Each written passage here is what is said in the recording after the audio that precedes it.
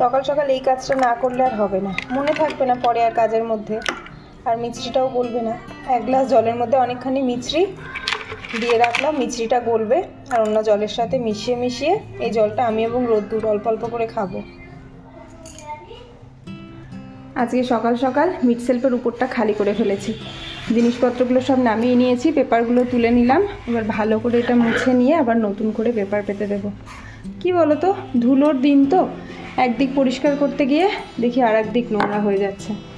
তো প্রত্যেক দিন তো আর সম্ভব নয় প্রত্যেকটা কোনা কোনা পরিষ্কার করা, তবে যেদিন সময় পাই নিজের মতো করে একটু গুছিয়ে রাখার চেষ্টা করি।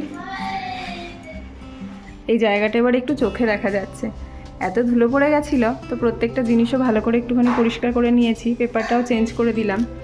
এখানে ওই রান্নাঘরের টুকিটাকি জিনিস আর রোদ্দুরের ওষুধপত্রগুলোই থাকে। হ্যালো বন্ধুরা, কেমন আছো সবাই? আশা করছি সবাই খুব ভালো আছো। আর আমি সঙ্গীতা, সঙ্গীতার ঘরের আরও একটা নতুন ব্লগে তোমাদের সবাইকে স্বাগত। তোমাদের সবাইকে অনেক ভালোবাসা জানিয়ে আজকের একটা নতুন ব্লগ শুরু করলাম। তো আজকে ব্লগটা শুরু করতে করতে একেবারে দুপুর হয়ে গেছে, কেননা সকালবেলা রান্নাবান্না ছিল।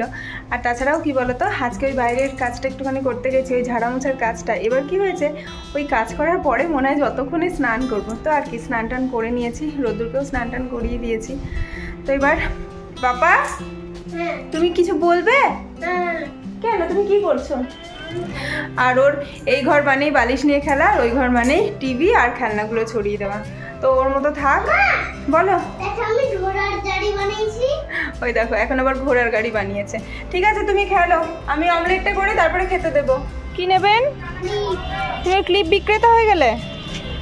হ্যাঁ, না নেবো না। দেখো, আমি এলাম আমার কাজ করতে, ঝটপট করে কাজ কটা করে চলে যাব না, ওকেও আসতে হবে। হ্যাঁ বলো।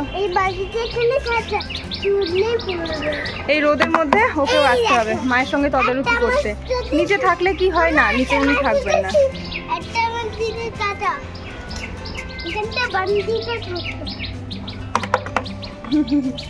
ছাদের এই দিকটাতে প্রায় সব গাছই কাগজ ফুল।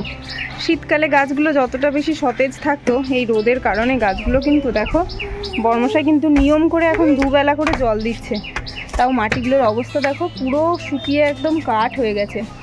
সকাল সন্ধে দুবেলা, তাও অবস্থা খুব করুণ। গাছের ফুল তবুও রয়েছে, এটা দেখেও বেশ ভালো লাগছে। আর ফুলগুলো কিন্তু প্রত্যেকটা কালার আলাদা। ছাদের এই কোণটাতে খুব একটা রোদ পড়ে না বলে ক্যাপসিকাম গাছগুলোতে রাখা হয়েছে। তো এই গাছটা প্রথমে একটা ক্যাপসিকাম এসেছিল সবুজ রঙের, যেটা তুলে নিয়েছিলাম।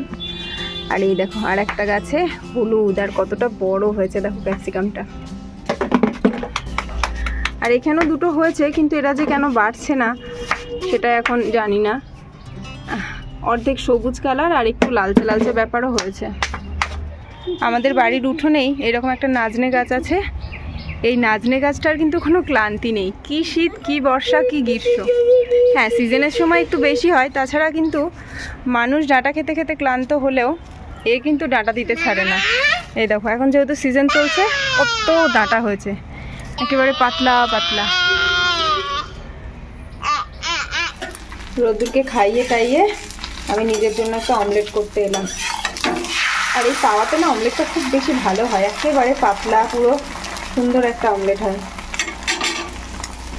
আজকে রান্না হয়েছিল যেটা, সেটা হচ্ছে আলু আর সজনে ডাঁটার তরকারি, একেবারে জিরে গুঁড়ো আর টমেটো দিয়ে করেছি। আজকে দুপুরবেলা শুতে শুতে 4:30 বেজে গেছে। তারপরে কি হয়েছে বলো তো, অন্যদিন ফোন টোন ঘাঁটি, কিন্তু আজকে না পুরো ঘুমিয়ে গেছি। তারপরে হট করে চোখটা খুলে দেখি পুরো অন্ধকার, সন্ধ্যা লেগে গেছে। তাড়াতাড়ি করে উঠে চোখ মুখে জল দিয়ে হাত মুখ ধুয়ে আগে সন্ধ্যাটা দিয়ে নিয়েছি। এবার সন্ধ্যা দিতে দিতেই বর্মশায় চলে এসছে। সেই কথায় আছে না, যেখানে বাঘের ভয় সেখানে সন্ধ্যা হয় না। শুধু বর্মশায় আসলে ক্ষতি হতো না, কিন্তু বর্মশার সাথে আবার সত্যজিৎদা, উনিও এসছে। এবার ঘরটা অগোছালো, মশারি টাঙানো সন্ধ্যাবেলা, ভাবো কেমন একটা প্রেস্টিজ ব্যাপার। তো যাই হোক, দাদারা এসে ঘরে এখনো পর্যন্ত ঢুকেনি, ছাদে চলে গেছে। তো এই ফাঁকে সন্ধ্যা তো দেখানো হয়ে গেছে, তাই এই ফাঁকে আমি কি করি, বিছানাটা পরিষ্কার করে নিই আগে, কেননা ঘরের মধ্যে বিছানা নোংরা থাকলে না খুব বেশি অস্বস্তি লাগে। তো চলো আগে বিছানাটা পরিষ্কার করে নিই, তারপরে আমি নিজে একটুখানি পরিপাটি হবো। রোদ্দুরকে জল টল খাইয়ে দিয়েছি, কিন্তু রোদ্দুরের পাপা ফেরার সময় আজকে নিয়ে এসছে চপ। এটা তো আলুর চপ, কিন্তু এটা মাংস না অন্য কিছুর চপ, না খেলে বুঝতে পারবো না। তো যাই হোক, চাটা একটু পরেই করব। দাদাকে আর রোদ্দুরের পাপাকে দিয়ে দিলাম, আর আমারটা রইলো এখানে। আমি একটুখানি মুড়ি নিলাম চপটা খাবো বলে। এইটা দেখি, এটা আমার মনে হচ্ছে মাংসরই চপ, শেপটা দেখে। মাংস তো নামমাত্র একটু থাকে। হ্যাঁ, এটা মাংসর চপ আর এটা হচ্ছে আলুর চপ। রোদ্দুরকে লুকিয়ে বা আড়াল করে সব জিনিস তো লুকানোও যায় না, কারণ দাদাকে আর রোদ্দুরের পাপাকে দিলাম, তো সেই কারণে আজকে না ওই মাংসের চপটা যে কি ঝাল ছিল সত্যি বলছি।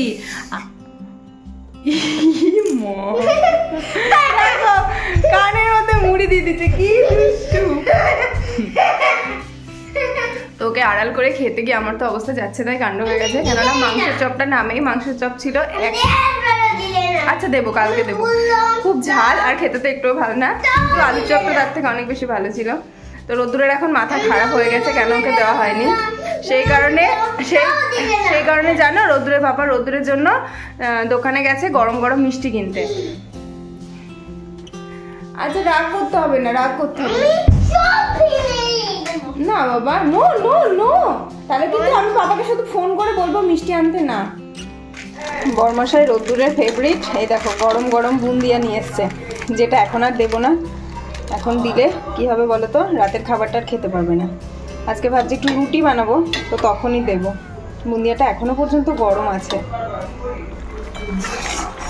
রাতে রুটি দিয়ে খাওয়ার জন্য একটুখানি ছোলার ডাল বানিয়ে নিলাম, একেবারে রাতের মতোই বানিয়েছি।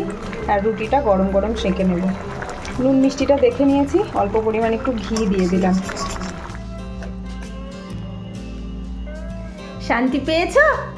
খুশি হয়েছো?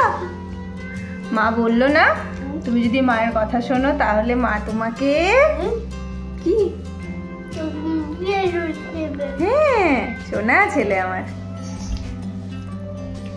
একটু করে বুন্দিয়া আর একটু করে রুটি, আর একটু ছোট ছিল রুটিটা, আর একটু ছোট, অতটা চিবাতে পারবে না। দেখি তো কেমন করে খাচ্ছ। একটু তুলতে হয়, তুলতে হয়। হ্যাঁ, এটা তো বড়দের মতো খাবার খাওয়া শিখে গেছে মনাটা। আমরা পেট পুজো করার পরে বরমশাই ইঁদুর মারার ফন্দি তৈরি করছে, এই দেখো রুটি নিয়ে। এটা করলে গরম গরম করতে হতো, এখন ঠান্ডা হয়ে গেছে, চিপসে গেছে। আঠাতে কাজ হলো না, কয়েকদিন যাবত আঠা দেওয়া হলো, আজকে ইঁদুরের বীজ দেওয়া হবে।